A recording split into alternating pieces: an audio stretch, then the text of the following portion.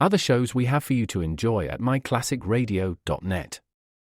The Avengers was most certainly not a household name in South Africa prior to the radio series. With no national television service until 1976, the mechanism simply was not present in the country to show television programs to mass audiences. While many other countries reveled in the filmed adventures of John Steed and company, South Africa was not equipped to join in the fun. The series took Britain by storm and made a major impression in the American markets, being that greatest of rarities, a British series given a network transmission slot. However, as a filmed series, rather than a videotaped one, The Avengers was able to gain a modicum of exposure in South Africa through film rentals. Come and listen at myclassicradio.net. Other shows we have for you to enjoy at myclassicradio.net. 21 Precinct was a police drama broadcast on CBS from July 7, 1953, to July 26, 1956. It initially served as a summer replacement for My Friend Irma. The show was produced in cooperation with the Patrolmen's Benevolent Association of City of New York and adaptations from True Criminal in New York. The Policeman's Point of View. Historically, the 21st Precinct had been located near Gramercy Park, Manhattan. In 1929, the department reorganized the precinct numbering, and 21st designation was discontinued. No such precinct existed during the run, nor does a 21st precinct exist. However, the fictional precinct's territory closely corresponds to that of the Upper Side's 23rd precinct since 192. Come and listen at myclassicradio.net.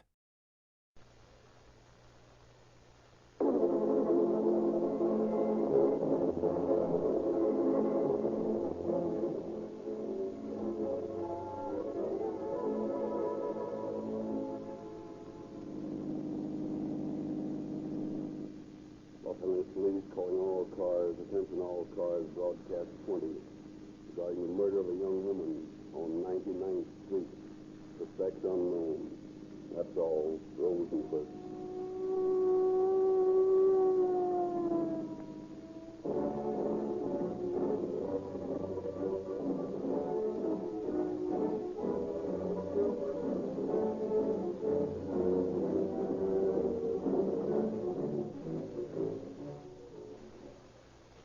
Ladies and gentlemen, the following conversation was overheard at a school crossing the other day. A young lady, aged 10, was being escorted across the street by Officer Murphy. Howdy, Mary. You're all smiles this morning. Something special going on at school today? Yeah, we was going on a picnic up in the mountains over Saturday and Sunday. Ah, that's right. Whereabouts? Oh, Mount Wilson. We're going to see the stars through the great big telescope. That's a pretty big, steep climb, Mary, for a little girl. Oh, we don't mind climbs anymore, because Dad uses your gasoline. By your gasoline, Mary meant Rio Grande Crack, the official police gasoline. The fuel that powers more police cars, ambulances, fire engines, and motorcycles in Southern California and Arizona than all other brands combined.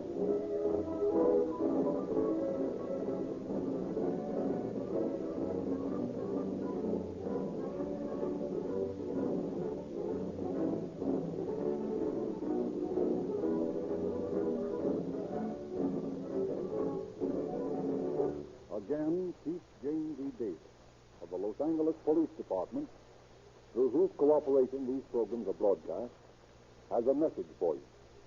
He states, Good evening. Unfortunately, the general public knows all too little about the stupendous task successfully achieved each day by the police of our large population centers, such as Los Angeles. The public learns through the press and by radio of but a few of the intricate workings of a large body of men and women whose duty and responsibility it is to enforce the laws and protect our citizens against the loss or injury of persons and property. The dramatic and sensational witness, usually incident to criminal cases, naturally attracts a great deal of public attention.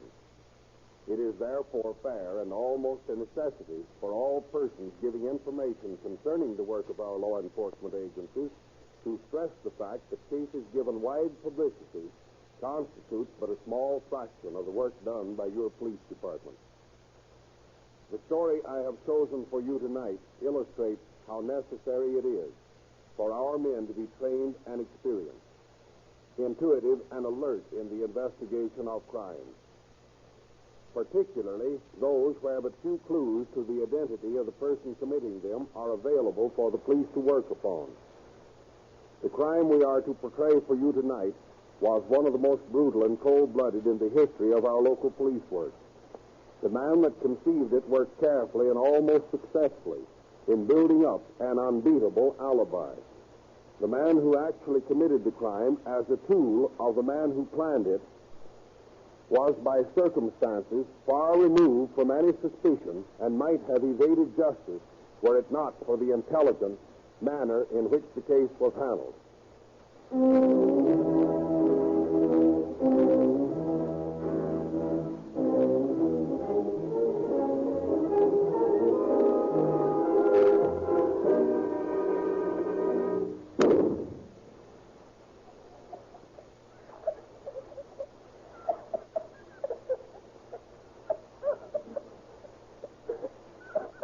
Jimmy, what on earth are you doing up at this hour of the night? Come in around here. What's the matter, child? Why are you crying? Why, that's this... What's this? Oh, your sleeping jacket. It's wet and sticky. There now, let's see. Oh, my God, it's blood! There's your mother, Billy. Mary! Mary, are you all right? Oh, wait until I turn on the light in here. Oh, Mary! Oh, my sister! Oh, victim! Victim! Simon, Herman, get out! Oh, get out! What's wrong? Herman! Herman, Merle's dead! Dad, you're dreaming, Florence. Oh, Herman, look! Oh, she's been murdered! Shot through the neck! Oh, Herman!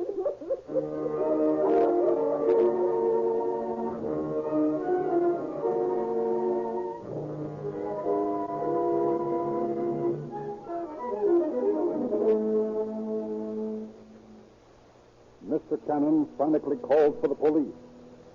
Shortly after the discovery of the body, Inspector Detective Davidson arrives at the scene of the crime. In here, Inspector. Nothing's been touched.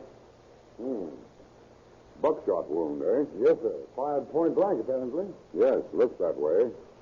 Well, here's the gun that did the work. Double-barreled, sawed-off shotgun. One barrel exploded. Cool guy, whoever he was, leaving the gun there. Yes, he must have been pretty sure that he didn't leave any prints on it. However, take it in, Hickey, and have it examined for prints and get the photographer to come out here and take some pictures of the scene. Yes, sir. Who else was in the house at the time of the shooting? The sister and brother-in-law of the murdered woman. Where are they now? In the next room. Good. I want to talk to them.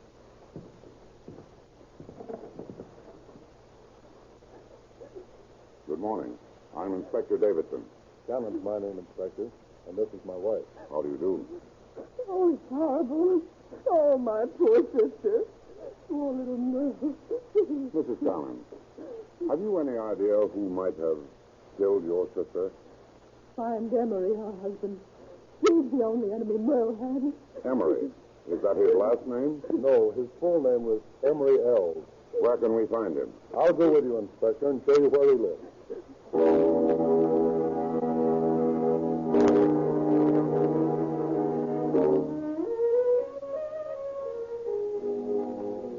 Emery Ells, his brother Alfred, and a friend of theirs named Ralph Moulton, found by the officers at Ells' house, are taken into custody. Brought into headquarters, Emery Ells is questioned first. How old are you, Ells? 26. What do you do? I'm a waiter Where? at Hancock's all-night restaurant. Tell us exactly what you did yesterday from the time you got up until you went to bed. And speak slowly so the stenographer can get it. Well, that's easy. My day begins at 6 o'clock in the evening, when I report for work at the restaurant.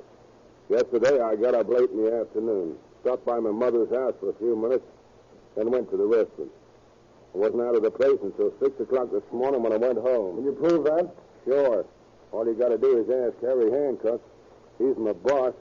You'll find him at the restaurant. From all indications, your wife was killed sometime after midnight. Are you sure you didn't leave the cafe at any time during the night? Of course I'm sure. Besides, why should I want to kill my wife? She's not my wife anyway. We're divorced. Well, I understand that you threatened her life on several occasions. That sounds like Herman Cannon talking. Well, it ain't so. Sure, we had a share of arguments. Like anybody else, that's all. I'll tell you, you got the wrong guy if you think I killed her. I can prove where I was all day and all night yesterday. Now, what more do you want? The truth. You had a possible motive for wanting her out of the way. True, isn't it, that you kidnapped the baby after the court gave your wife custody of it? I took him to Arizona with me. Then he got sick, and I brought him back to his mother. Listen, you guys are all wet on that score. I get to see my baby whenever I want to. You're barking up the wrong tree. I didn't have any motive for wanting to bump Merle off. All right. That's enough for now. Take him out, Sergeant, and bring in his brother. Yes, sir. We'll have to investigate that alibi of his. Right. Certainly is cool about the whole business. Yeah, and so's his brother. Did you hear that crack when we pinched him? No, what was it? They asked me if the gun we found, and I told them it was being examined for fingerprints. And he laughed and said, well, that'll tell you who the murderer is. They're both a little too cocky to suit me. Sit down, Els. Now tell us, where were you last night? Making my rounds. What do you mean, making your rounds? I'm a deputy constable out in Maywood. I spent the night patrolling my district. Who do you think killed your sister-in-law? How should I know? Why did you laugh this morning when I told you that the shotgun was being examined for fingerprints? Did I laugh? I don't remember laughing. Well, no fingerprints were found in the gun. Is it possible you knew that the murderer wore gloves? I don't know anything about it. Take him back to his cell, Sergeant. Yes, sir. Call in Moulton. All right, Eddie. Ready in motion. Sit down. No, thanks. I'd rather stand. What's the matter? You're shaking like a leaf. Damn if I know, but this thing's got my ghost. You've been living with the Elves boys, haven't you? Yes? Well, how come? Well, I've been out of work, so they let me stay in the garage and eat with them in return for doing odd jobs around the place. Where were you yesterday and last night? I rode around with Alfred in his car before he went to work. Bought some groceries, and then went back to the house. I didn't leave again all evening. Did anything unusual happen during the evening? No. I sat up with Donald, Al's kid brother, till about 1 o'clock, listening to some hillbillies on the radio. Did anyone else come in? Not a soul. What do you know about this murder? Nothing. Honest to God, Inspector. I don't see what you're holding me for. I got nothing to do with it at all. Well, how about Emery Els? Did you ever hear him say he wished Merle was dead? No, I never heard him say anything like that. I don't know anything about it at all. Okay, Moulton. Can I go now? Well, we'll have to hold you a little while longer. Well, it won't do you any good, because I don't know anything about it. All right, take him back, Sergeant. Yes, sir. He's holding something back. Yeah, and he hasn't the guts to hold it back long. Either he did the job or he knows who did it. He'll crack before long. All he needs is a little time.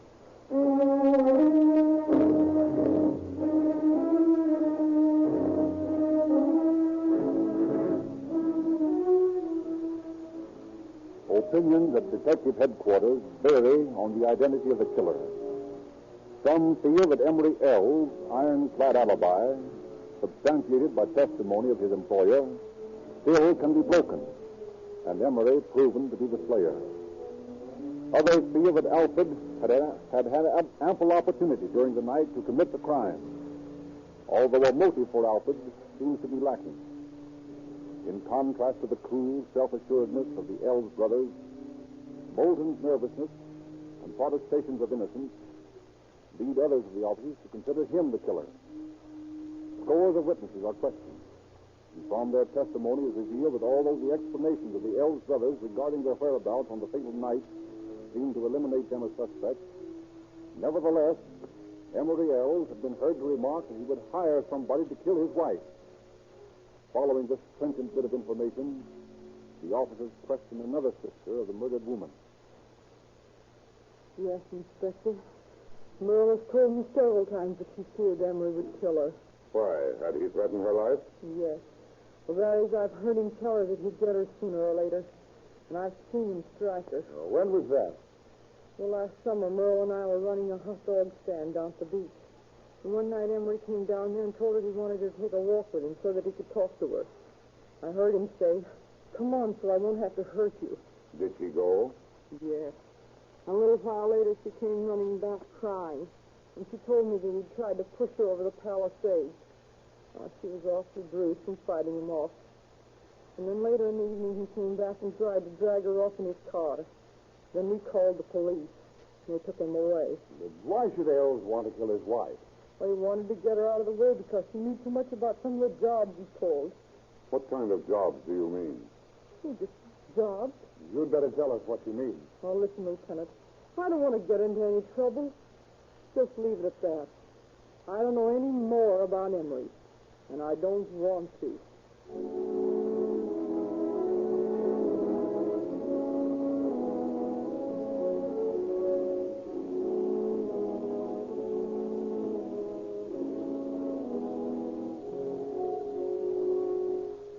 The next day, a blood-flecked flashlight is found in Alfred Ells' automobile. He admits ownership of it, but is unable to account for the blood spot.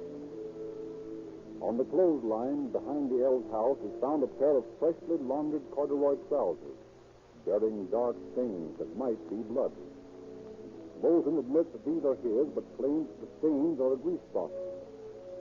That evening, another officer is added to the investigation when Detective J.T. Bilkus, completing a previous assignment, joins his brother officers in an attempt to unravel the mystery. He interviews the three suspects, and as the others had done, decides to concentrate on Moulton. Now, look here, Moulton. You've admitted those trousers are yours. And that brands you as the murderer because the stains on those trousers are blood. No, you're crazy. I told you they're grease. Just grease spots from the last time I worked on Alfred's car. Moulton, you're lying. I swear I'm not. You know more about this case than you're telling her. No, I don't. Honestly, I don't. I don't know anything about it. Listen, Moulton, you'd better come clean because that's the only way you're going to save your own neck. I tell you, I've got nothing to confess. Look here, Moulton. Blood's thicker than water. And those Ells boys will stick together. And you may find yourself in a hot spot before you get through with it. Those trousers are being analyzed right now. And we'll soon know whether you're telling the truth. I had nothing to do with the murder. But you do know who did it. No, I swear to God I don't. Is that the truth? Yes. Well, you know, I'm kind of glad that you're not the man that we're looking for. Have a cigarette? Oh, thanks. Gee, and I need one. Have a light? Smoke tastes good. Have you been out of work long, Moulton? Yeah, about 6 months. Pretty tough going these days, isn't it? And getting worse. Oh, I don't know. It could be a lot worse. Well, there don't seem to be no hope in sight. Well, there's no use being pessimistic about it. All things will come out all right. Maybe, but I doubt it. Moulton, who killed Merle? I told you I don't know. Don't scare us that way. Sorry. Say, you're as nervous as a politician. What do you think, Moulton? You figure the Hoover will lick the depression? I don't see how. He ain't done me good yet. It's bigger than he is. Well, he's got 2 years more in the White House, though. Yeah, but what this country needs is a Democratic administration. That'd fix things up. A Democratic administration. You're crazy. No, sir. I know what I'm talking about. Now, listen. With a Democrat in the White House, Who killed Merle Ells? Listen, Bilkus, I told you I don't know anything about it. You too, Moulton. Now stop holding out on me. Well, maybe I do have my suspicions, but they wouldn't help you much. Anything would help. Now, come on, let's have it. Well, Emery traveled with some pretty tough guys. You might look some of them up. And now who, for instance? Listen, I don't want to put the finger on anyone. You'd better talk, Moulton. See, I don't even know the fellow's name. Yes, you do. Well, I don't know his first name. What's his last name? His name's Brown. What does he look like? He has sandy hair and a mustache. Where does he live? He hangs out at a coffee joint in Huntington Park. Anything else? That's all I know. And I'm through talking. And I don't know anything else about it.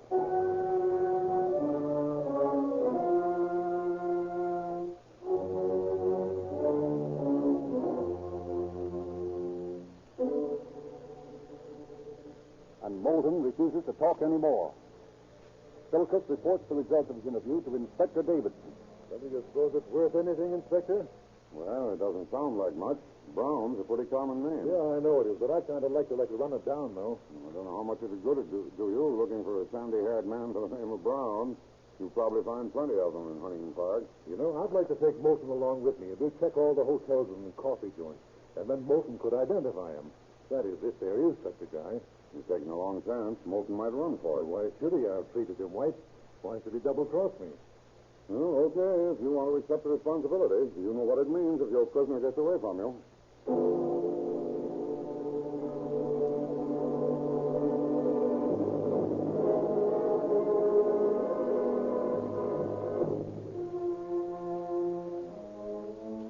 Accepting the serious responsibility of escorting an unshackled prisoner, Silkus takes Moulton with him to Huntington Park.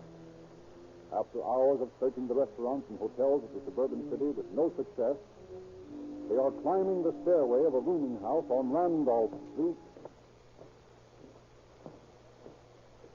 Hey, what's the matter with you? Come on. I'll wait downstairs for her. Why? Well, I think it's the guy up there by the desk. I'll see you later. Don't you try to run out on me. I won't, I promise. Okay, now I want to get a look at him. I'm going to have a talk with the clerk. Is there a man named Brown living here? Why, no. What does he look like? Oh, he's a middle-aged man. First name is Harry. Nope, nobody here by that name. Okay, thanks. You see him? The guy by the desk? Yeah. Well, I got a glimpse of him. He walked down the hall just as I came up the steps. Was it Brown? I don't know whether it was or not. It looks something like him from the back, but I'm not sure.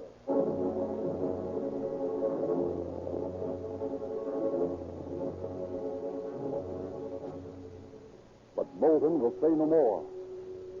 Silkus takes him back to jail. But that night calls on him again in his cell. Now, listen here, Moulton. I'm sick and tired of this beating around the bush. Was that Brown or wasn't it? Well, it looked a lot like him. Was it or wasn't it? Yes, it was. So, fine. That's what I've been waiting to hear. Now, wait a minute. I'm not saying he did it.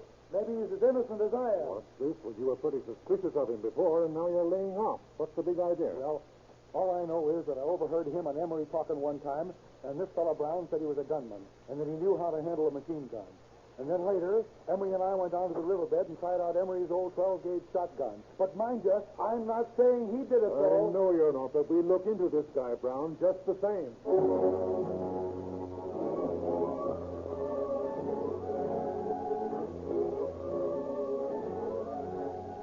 A little past midnight, Silkus, accompanied by 2 Huntington Park patrolmen, returned to the rooming house on Randolph Street. They roused the clerk.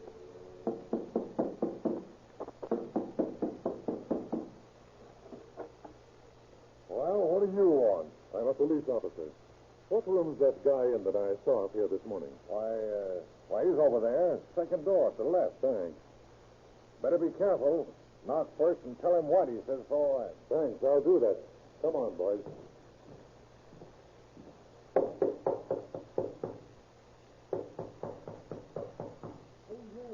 A friend of Whitey's. Let me in. Oh, just a minute till I get something on. Okay. All right, boys. On your toes. Don't make a move, Brown. Have you got a gat around here? What? You mean a gun? No, I haven't any. Well, get your clothes on. You're coming with us. Hey, what is it? You're under arrest. Under arrest? What for? Suspicion of murder.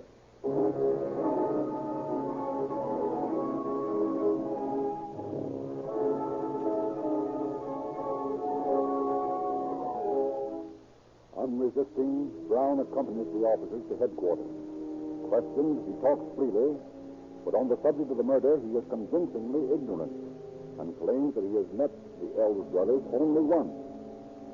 After 2 hours of questioning, the detectives are no further ahead than when they started. Then once more, Silkus visits Moulton in his cell. Awake, Moulton? Yeah. Did you get Brown? Yeah, he's in the office now. He claims he only met those Ells boys once. Now listen, Ralph. I want you to do something for me. Just tell me something, anything, that'll tie him up with those Ells boys. Will you do it? Give me cigarette. Here, take this whole pack here. Thanks. Look, reminded the time he was over at the house and him and Emery were talking about holding up that theater in Huntington Park. Thanks, old man. That's all I need.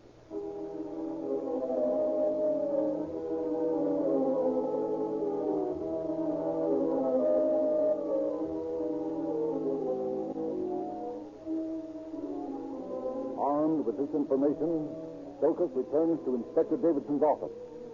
For 10 minutes, he listens to the relentless grueling of Brown, and then...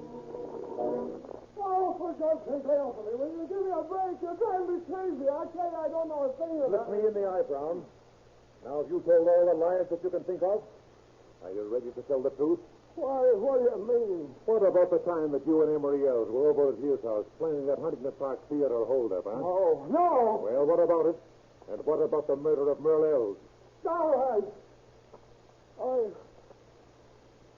I did it. Give me a pencil. I'll write a confession. That isn't necessary, Brown. Just talk. The stenographer will take it down. Well, I killed Merle Ells, all right. Emery hired me to do the job. You see, we talked about the deal for a long time. A couple of months, I guess. Then Emery told me finally the other night that I'd get $2,000 for the job. Well, he took me over to the house on 99th Street and showed me the layout. He pointed out the porch where the dame slept. When we were all set, Emery gave me the gun and a flashlight. And I stole a car and drove over there. I figured it'd be a lead pipe finish. So I sneaked up to the sleeping porch and looked in. There was a woman with a kid sleeping right beside her. Gee, I hadn't figured on them being so close together. And Emery had told me that he'd kill me if I hurt the kid. Boy, I didn't know what to do. Finally, I figured if I got the dame to sit up, I wouldn't hit the kid when I let her have it. So I flashed the light in her face and said, "Merle, wake up." Emery had told me her name was Merle. Well, she opened her eyes kind of sleepy-like and says, "What's the matter?" Oh, then I lost my nerve. Yeah, I didn't have the guts to shoot it. It was too easy. So I booted back the car and drove off. I guess I rode around for about, half an hour trying to dope out whether I should do it or not. Then when I felt like I could go through with it, I went back. But I lost my nerve again. Gee, she looked so young and sweet, like a little girl sleeping there. Well, I rode around some more, and I damn near made up my mind to bump myself off. I hated myself, called myself all sorts of names, and I drove like the devil, almost hoping I'd wreck the car and kill myself. And suddenly, something inside of me snapped. Everything went red and yellow behind my eyes. And I went back and let her have it. Oh, thank God I didn't hurt the kid. Did you get the $2,000 for the job? No. Emery double-crossed me. Just before the bump-off, I told him I was broke, and he gave me 22 dimes. Tips, I suppose. That's all I ever got. $2.20 for a human life. Cut-rate murder, and it'll cost you your neck.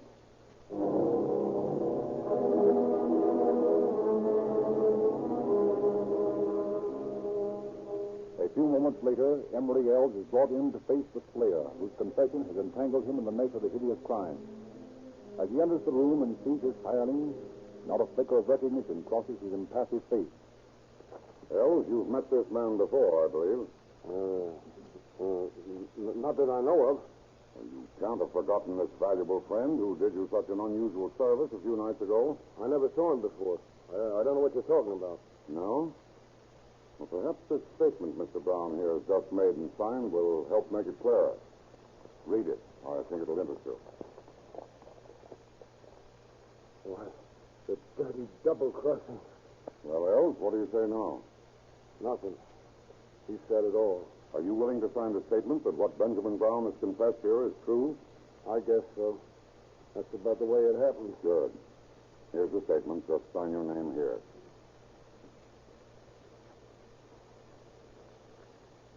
There's one thing I'd like to know, Ells. Haven't you got enough on me as it is? Plenty. But I'm interested in the motive. Why did you want your wife out of the way? Because I wanted the custody of the kid. Not because of what she had on you? No, she didn't have nothing on me. Oh, well, it won't be necessary to prove that. This confession will be enough to send you up.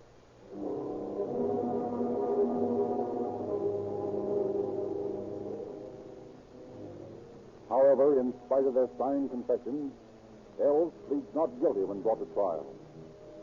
and Brown pleads not guilty and not guilty by reason of insanity. Ells is tried first. His attorney jumps to his feet when Emery's confession is introduced into the record. Your Honor, I move that statement be stricken from the record. Upon what grounds do you base your motion? My client was starved, kicked, and beaten over a period of 4 days in order to sweat that confession out of him. This is no document of truth. It is a scroll of torture. Are you prepared to prove your statement? I am, Your Honor.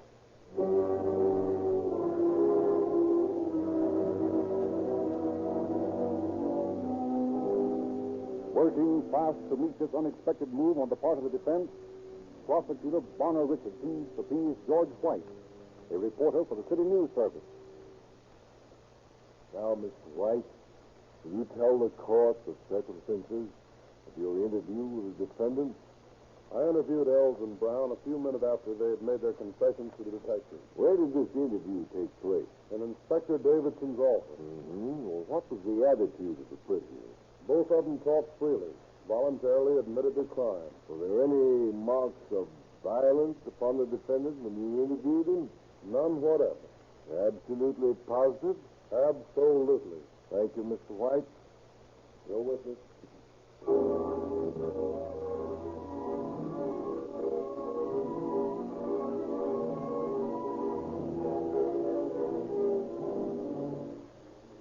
With the aid of the newspaper reporter, Ells' confession was admitted to the record.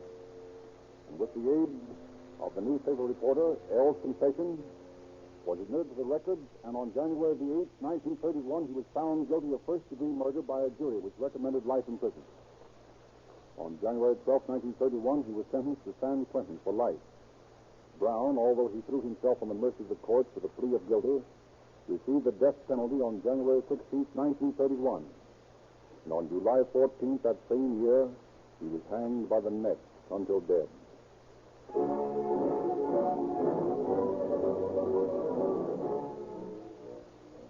Spring in the Pacific Southwest. Nature is now most lavish with her beauty in Southern California and Arizona. Now is the time to enjoy your car. But be sure that your car is properly conditioned, properly fueled and lubricated. Why not rely on the proven performance of Rio Grande Cracked with Tetra Echo, the official gasoline of police and fire departments? You'll enjoy those easy, flowing miles at a lower cost with Cracked. Lubrication is very important now. Why not try Rio Grande Crack's companion product, Sinclair Opaline Motor Oil? While Sinclair Opaline Motor Oil costs no more than ordinary oils, it is of superior quality because it has been subjected to certain refining processes seldom used by other manufacturers.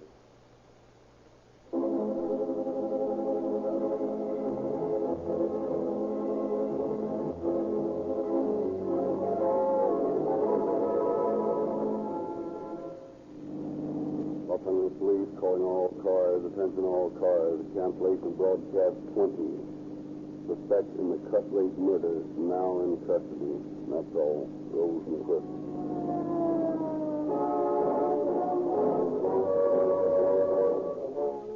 Tonight's episode of Calling All Cars was prepared by Madeline Kelly from the files of the Los Angeles Police Department. This is Frederick Lindsley speaking for the Rio Grande Oil Company. This is the Don Lee Broadcasting System.